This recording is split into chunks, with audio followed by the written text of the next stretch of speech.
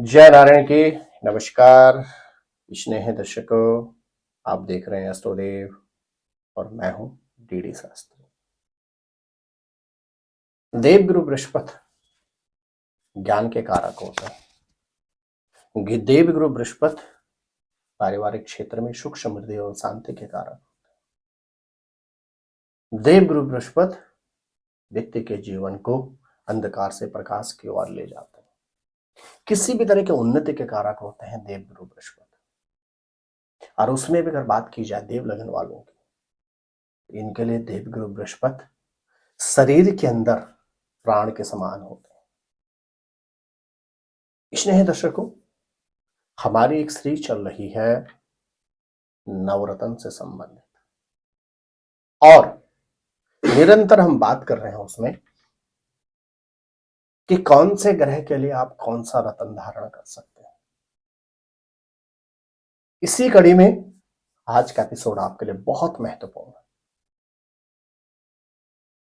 देवगुरु बृहस्पति का रत्न कौन सा होता है, और यदि हम रत्न धारण नहीं कर सकते हैं तो कौन सा देवगुरु बृहस्पति का उपरत्न होता है। इसी से संबंधित आज का एपिसोड है। कौन सा लगन वाले हैं जिनको बृहस्पति का रत्न पुखराज धारण करना चाहिए, और कौन से वह लगन होते हैं जिनको भूलवश भी बृहस्पति का रत्न धारण नहीं करना चाहिए। बृहस्पति के रत्न को कौन सी मूल्य में धारण किया जाता है, और बृहस्पति के रत्न को किस धातु में धारण करना चाहिए। बृहस्पति के रत्न को किस दिन धारण करना चाहिए, इसी से संबंधित यह एपिसोड है। स्नेह दर्शकों,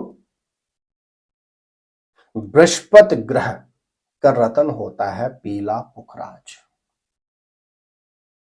यदि देव लगन की पत्रिका हो और आपको पुखराज धारण करना है तो आप पीला पुखराज धारण करें। यदि आपकी दैत्य लगन की पत्रिका है और आपको पुखराज धारण करना है तो आप सफेद पुखराज धारण करें। बड़ा स्पष्ट आपको समझने की आवश्यकता है कि यदि देव लगन की पत्रिका है तो आप पीला पुखराज धारण करें, और अगर दैत्य लगन की पत्रिका हो तो आपको कोशिश करना चाहिए आप पुखराज धारण करें सफेद वाला।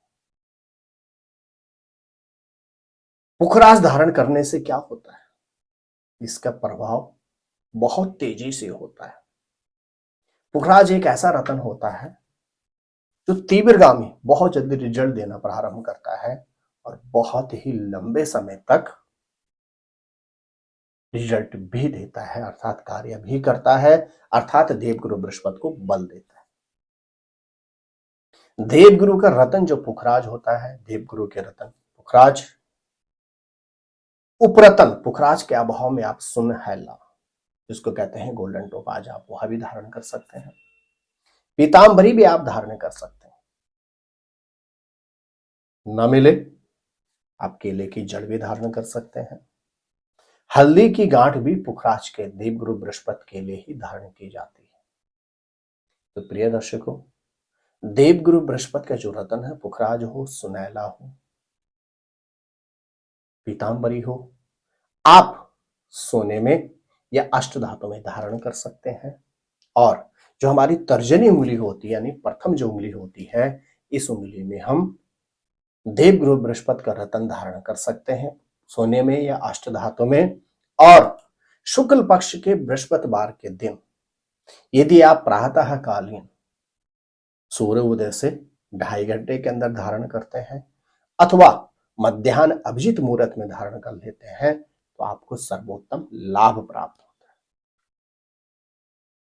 स्नेह दर्शकों, बिना उचित ज्ञानी ज्योतिषी से परामर्श लिए कभी भी पुखराज धारण नहीं करना चाहिए।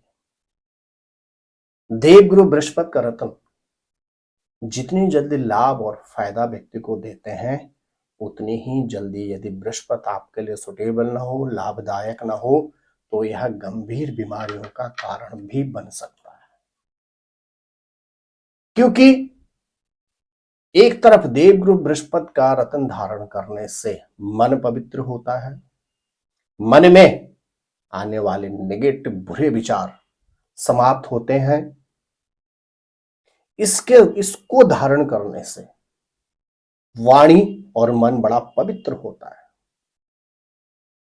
शब्दों से खेलना व्यक्ति को बहुत अच्छा आता है, व्यक्ति का ज्ञान बहुत अच्छा बढ़ जाता है, व्यक्ति की आर्थिक स्थिति बहुत मजबूत हो जाती है।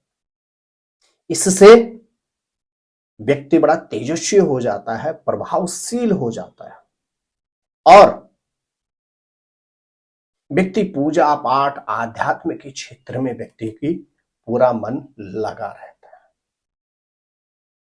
देवगुरु बृहस्पति का रत्न धारण करने से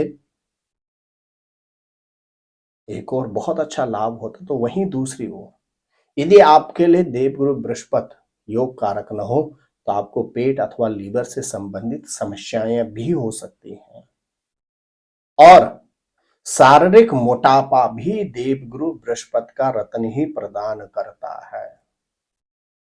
आज के इस युग में बहुत से लोग मिलते हैं कि बहुत ज्यादा वेट, उनको पुखराज कदाचित धारण नहीं करना चाहिए।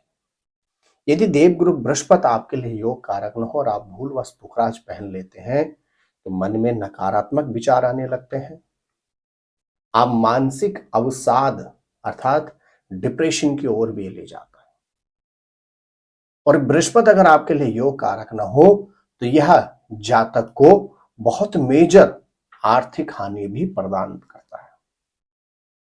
इसलिए मैं फिर बोलूंगा, बिना योग्य ज्योतिषी के परामर्श के आप पुखराज या पुखराज बृहस्पति के रत्न पुखराज या उपरत्न सुनैला पीतांबरी धारण ना करें।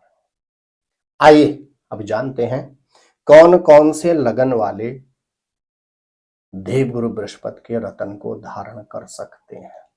इसने ही दर्शकों, रत्न हमेशा राशि के हिसाब से नहीं, लगन के हिसाब से धारण किए जाते हैं। लगन होता है आपके स्वयं का कारक और राशि होती है आपके मन का कारक। आपको मन को नहीं, आप स्वयं को मजबूत करना होता है, इसलिए रत्न हमेशा धारण किए जाते हैं लगन के हिसाब से। अब कौन कौन से लगन वालों को देवगुरु का रत्न जो पुखराज है या सुनैला है या पीतांबरी है धारण करने से सर्वोत्तम लाभ होता है। यदि आपका मेष लगन है, कर्क लगन है, सिंह लगन है, वृश्चिक लगन है, धनु या मीन लगन है, आप पुनः सुन लीजिए। जो देव लगन होते हैं 6, मेष कर्क सिंह वृश्चिक धनु और मीन, आप यदि पीला पुखराज धारण करते हैं तो आपको सर्वोत्तम सर्वोत्तम सर्वोत्तम लाभ प्राप्त होता है, हर तरह से आपको उन्नति प्राप्त होती है। ठीक इसके विपरीत कुछ दैत्य लगन है, जैसे वृष तुला मकर और कुंभ। वृष तुला मकर और कुंभ, इन लगन वालों को कदाचित पुखराज रत्न धारण नहीं करना चाहिए। पुखराज रत्न का जो सब्स्टिट्यूट उपरत्न होता है, सुनैला हो या पीतांबरी, भी धारण नहीं करनी चाहिए, अन्यथा अत्यधिक नुकसान का सामना करना पड़ता है। 2 लगन दैत्य लगन में ऐसे हैं जो है मिथुन लगन और कन्या लगन। ये विशेष दशाओं में और योग्य ज्योतिषी से परामर्श लेकर पुखराज या सुनैला या पीतांबरी धारण कर सकते हैं, लेकिन पुखराज पहने तो सफेद पुखराज धारण करें, पीतांबरी पहने तो सफेद पीतांबरी धारण करें और गोल्डन टोपाज अर्थात सुनैला पहने तो पीला सफेद ही सुनैला धारण करें। जो लोग आध्यात्म के क्षेत्र में है, जो लोग चिकित्सा के क्षेत्र में है, जो लोग शिक्षा के क्षेत्र में, जो लोग किसी भी तरह से कंसल्टेंसी अर्थात सलाहकारिता के प्रोफेशन में, उन लोगों के लिए पुखराज विशेष लाभदायी होता है। ज्योतिषी, पुरोहित, वैदिक कर्म कांड करने वाले ब्राह्मणों के लिए पुखराज सर्वोत्तम सर्वोत्तम सर्वोत्तम लाभदायक होता है। जिन महिलाओं के विवाह में अवरोध उत्पन्न हो रहे हो, पुखराज रत्न उनके लिए विशेष हितकारी होता है दाम्पत्य जीवन। लेकिन बिना किसी योग्य ज्योतिषी की सलाह के आप पुखराज रत्न धारण ना करें। तो मेरे प्रिय दर्शकों, यह एपिसोड था देवगुरु बृहस्पति के रत्न पुखराज से संबंधित। कि किस लगन वालों को पुखराज रत्न धारण करना चाहिए, पुखराज के अभाव में आप कौन कौन सा रत्न धारण कर सकते हैं। आगे चर्चा करेंगे आपसे लग्जरी, कंफर्ट, भोग और विलासता के कारक शुक्र ग्रह के रत्न, डायमंड, हीरा या उसके सब्स्टिट्यूट रत्नों के विषय में। कौन कौन सा लगन वाले जातकों को हीरा धारण करना चाहिए और कौन कौन सा लगन वाले हीरा या उसके सब्स्टिट्यूट लगन को धारण नहीं कर सकते हैं, इसी से संबंधित होगा अगला एपिसोड। तब तक आप स्वस्थ रहें, मस्त रहें, अपना ख्याल रखें। हाँ, यदि आप अपनी अथवा अपने किसी भी पारिवारिक सदस्य के पत्रिका से संबंधित किसी भी तरह से कुछ परामर्श प्राप्त करना चाहते हैं तो नीचे दिए गए नंबरों पर संपर्क करके आप टेलीफोनिक कॉल के माध्यम से अथवा दिल्ली या हमारे नोएडा ऑफिस में आकर भी आप हमसे मिल सकते हैं। अपने घर, फैक्ट्री, दुकान या किसी भी तरह से व्यवसायिक स्थल के यदि आप वास्तु निरीक्षण करवाना चाहते हैं तो भी आप नीचे दिए गए नंबरों पर संपर्क करके हमसे परामर्श कर सकते हैं।